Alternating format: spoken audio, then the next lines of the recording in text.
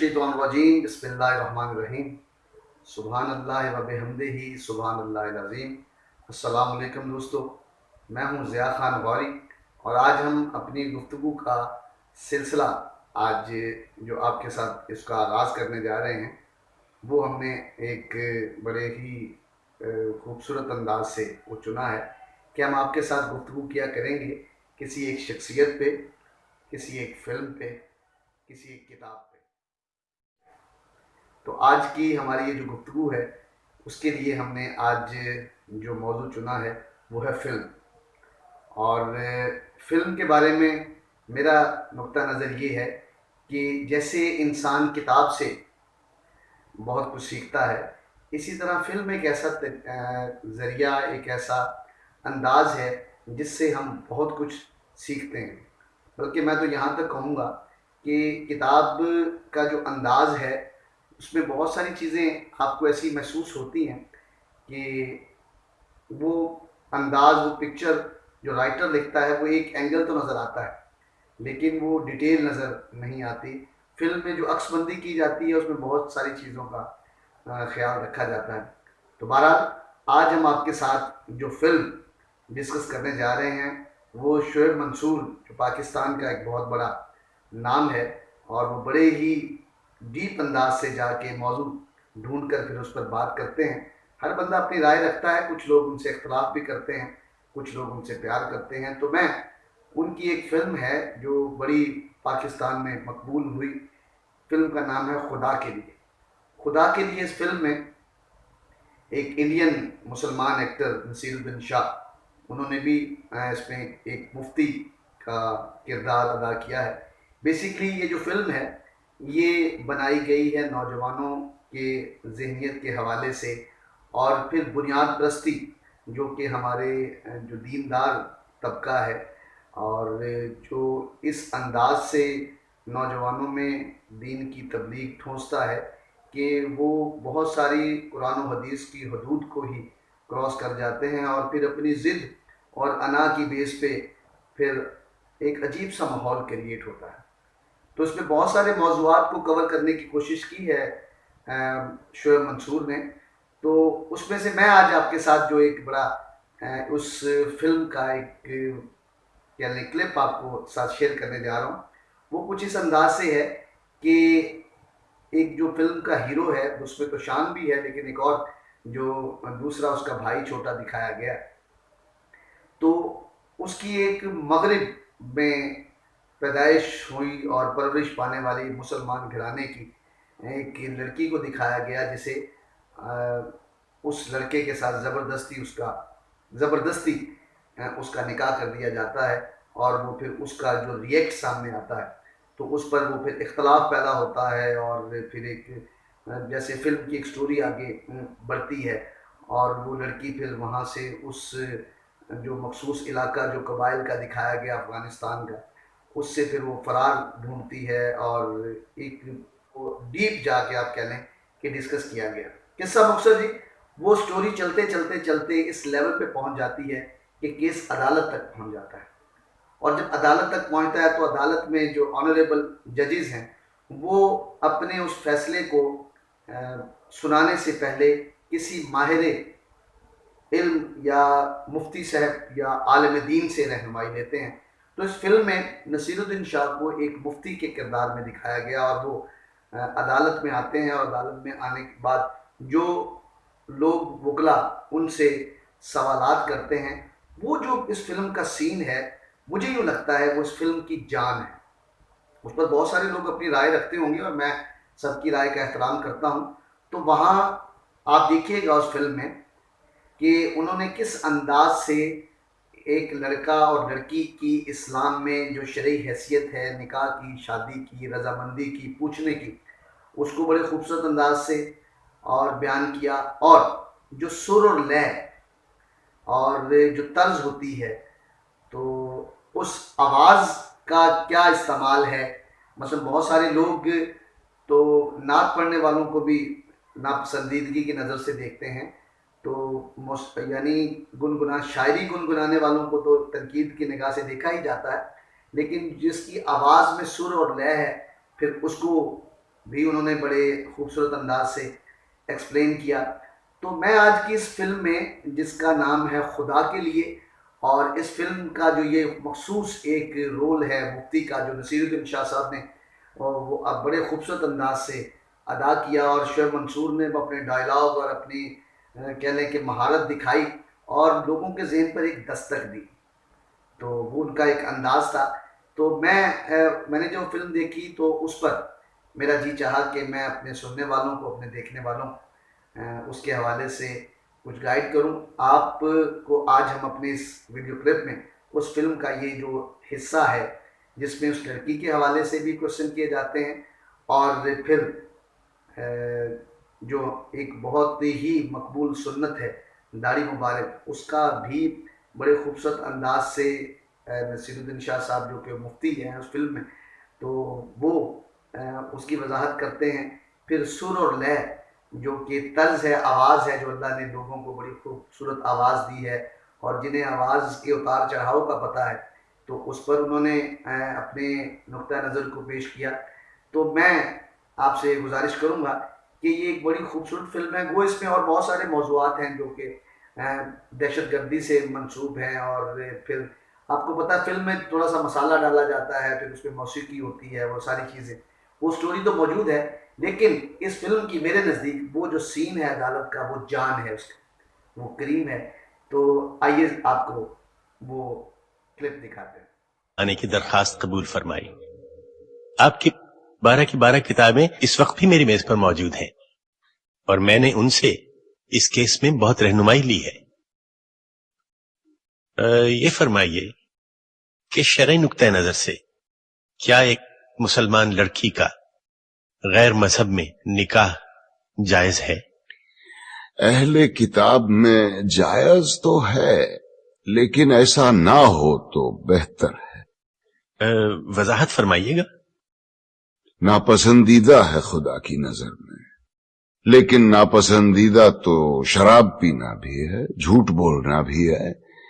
ہم شرابیوں کو یا جھوٹوں کو اسلام سے خارج تو نہیں کر دیتے.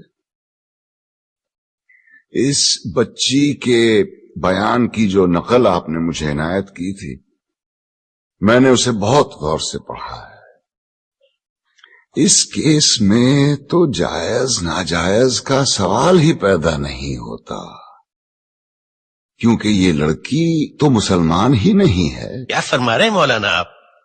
اس کے باپ کا نام حسین شاہ ہے، سید ہیں. بس کیا صرف نام مسلمانوں والا ہونا کافی ہے؟ عیسائیوں کے ملک میں پیدا ہوئی، عیسائی عورتوں نے اس کی تربیت کی، نام عیسائیوں والا رکھا گیا. باپ نے بغیر شادی کے اسے مائیں لا کے دی، اور آپ اس پر یہ الزام لگا رہے ہیں کہ یہ غیر اسلامی کام کر رہی ہے. سبحان، یہ تو ویسا ہوا کہ کسی کے ڈاکٹر بننے سے پہلے آپ اس پر اعتراض کریں کہ اسے آپریشن کرنا نہیں آتا. تو آپ کے خیال میں قصوروار کون ہے؟ ایک ہیں اس بچی کے والد صاحب، اور دوسرے ہیں ایک محترم مولانا صاحب، جنہوں نے اسلام کی ایک نہایت غلط تصویر دکھا کے اس بچے کو جذباتی کیا اور اسے ثواب کا لالچ دے کے اس سے گناہ کروایا.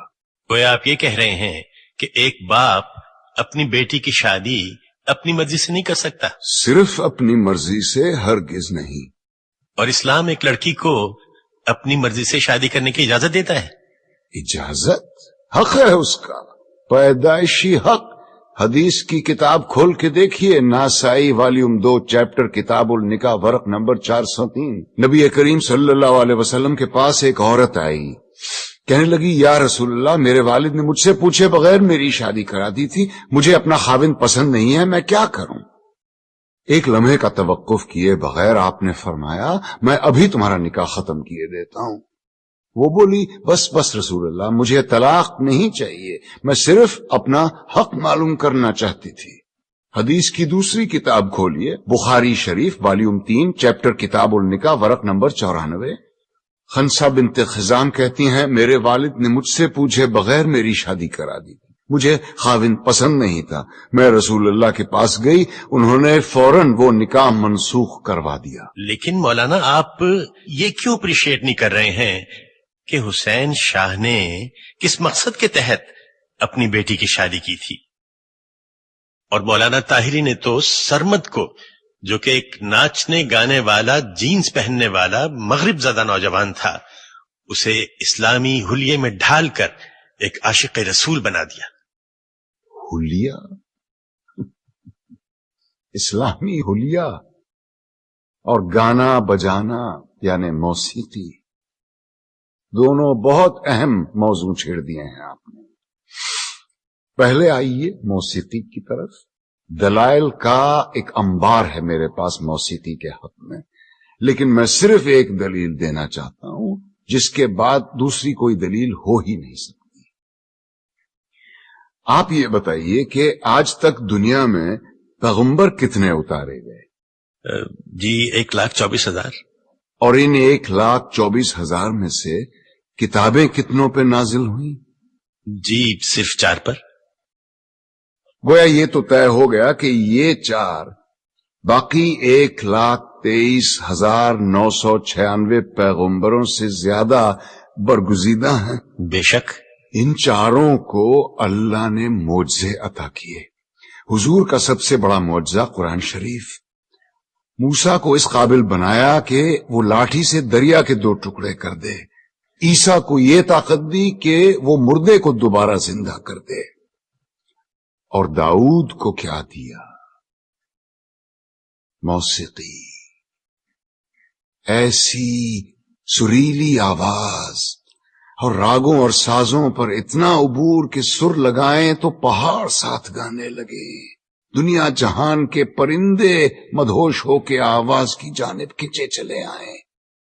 زبور اٹھا کے دیکھیے، یہ تک لکھا ہے کہ کن راگوں سے اور کن سازوں پہ گا کے حضرت داؤد الصلاۃ السلام نے خدا کی حمد و ثنا کی. کیا یہ ممکن ہے کہ خداوند کریم اپنی تعریف سننے کے لیے ایک حرام چیز کا انتخاب کرے اور اپنے ایک برگزیدہ پیغمبر کو حرام چیز معجزے میں دے؟ کیا یہ ممکن ہے کہ نبی کریم صلی اللہ علیہ وسلم موسیقی کو حرام بھی سمجھیں اور حضرت عائشہ رضی اللہ عنہا سے یہ بھی پوچھیں کہ برات جس قبیلے میں گئی ہے وہ انصار ہیں اور انصار موسیقی کے بہت رسیا ہوتے ہیں، کیا تم نے برات کے ساتھ کچھ گانے والیاں بھی بھیجی ہیں یا نہیں؟ کیا یہ ممکن ہے کہ وہ موسیقی کو حرام بھی سمجھیں اور ابو موسیٰ اشعری کی قرت سے خوش ہو کر اس سے یہ بھی کہیں کہ لگتا ہے تمہارے گلے میں تو داؤد کا ساز رکھ دیا گیا ہو؟ اب آئیے حلیے کی طرف. آپ نے کہا جینز زدہ نوجوان یا اسلامی حلیہ. افسوس، صد افسوس، ہم نے معاشرت اور مذہب کو آپس میں کیسا گڈ مڈ کر دیا ہے. لباس کا تعلق معاشرت سے ہے، مذہب سے بالکل نہیں. یہ کیسے ممکن ہے کہ ایک ایسا دین جو بقول ہمارے ساری کائنات اور تمام زمانوں کے لیے اتارا گیا، وہ لباس کے لیے کسی ایک خاص یونیفارم پر اصرار کرے؟ پر ہم اتنے معصوم ہیں کہ الاسکا کے برفیلے میدانوں میں یا نیوزی لینڈ کی منجمد پہاڑوں میں بھی اگر کوئی اسلام قبول کرے تو ہم اس سے کہیں گے کہ اسلام کی تعلیمات تو ہوتی رہے گی، پہلے شلوار پہنو اور اسے ٹخنوں سے اوپر رکھو. اور یہی رویہ ہمارا داڑھی کے سلسلے میں بھی ہے. لیکن داڑھی تو مولانا آپ نے بھی اتنی لمبی رکھی ہوئی ہے. الحمدللہ، مگر اپنی مرضی سے رکھی ہے. دین نے فرض نہیں کی مجھ پہ. دین میں داڑھی ہے، داڑھی میں دین نہیں. سنت موقدہ ہے، رسول اللہ کی تھی. جو آج کے رسول ہیں وہی داڑھی رکھتے ہیں. بالکل درست فرمایا آپ نے، لیکن داڑھی عشق کا آغاز نہیں، انتہا ہے بیٹے. عشق جب انتہا کو چھوتا ہے तो आशिक का जी चाहता है कि वो भी दिखने में अपने महबूब जैसा बन जाए। क्या खूब कहा है किसी पंजाबी सूफी शायर ने, सैयोनी मैनू रांझा आखो हीर ना आखो कोई। कहीं हम गलती तो नहीं कर रहे हैं कि आशिक का पहला कदम इश्क की आखिरी सीढ़ी पे रखवा रहे हैं? क्या वजह है बेटे कि इतने लंबी लंबी दाढ़ियों वाले 3-3 4-4 हज किए हुए हाजी साहिबान स्मगलिंग करते या झूठ बोलते आम नजर आते हैं? वजह यह है कि मुझ जैसे नासमझ आलिम सारा जोर दाढ़ी रखने और शलवार पहनने पर ही देते हैं। कहीं हम गलती से आशिक रसूल के बजाय आशिक अबू जहल तो नहीं पैदा कर रहे हैं? क्योंकि दाढ़ी तो अबू जहल के भी थी, लिबास भी वही था जो रसूल अल्लाह ज़ेबतन फरमाते थे। तरतीब उल्टी है बेटे। पहले जाहिर नहीं, पहले बातिन को ठीक करो। अंदर आग लगाओ, बाहर खुद ब खुद आएगी। वरना यही होगा कि लोग हराम की कमाई जेब में डाले हलाल गोश्त की दुकान ढूंढते फिर रहे होंगे। इस्लाम या म्यूजिक और इस्लाम या पतलून में से या निकाल दो। ये मत भूलो कि इस मुल्क में इस्लाम की सबसे ज्यादा खिदमत 2 ऐसे आदमियों ने की है जिनके दाढ़ी भी नहीं थी और जो कोट पतलून पहना करते थे, मोहम्मद अली जिन्ना और अल्लामा इकबाल। आज तुम बड़े फख्र के साथ इन दोनों के नाम के साथ रहमतुल्लाह अलैह लिखते हो। मुकदमे का फैसला कल सुनाया जाएगा। दोस्तों, आपने देखा खुदा के लिए फिल्म का अदालत का वो सीन जिसमें मुफ्ती साहब और वकला और जजेस के सवालात के जवाबात देते हैं। इस पर आपका नुक्ता नज़र क्या है, आप क्या राय रखते हैं?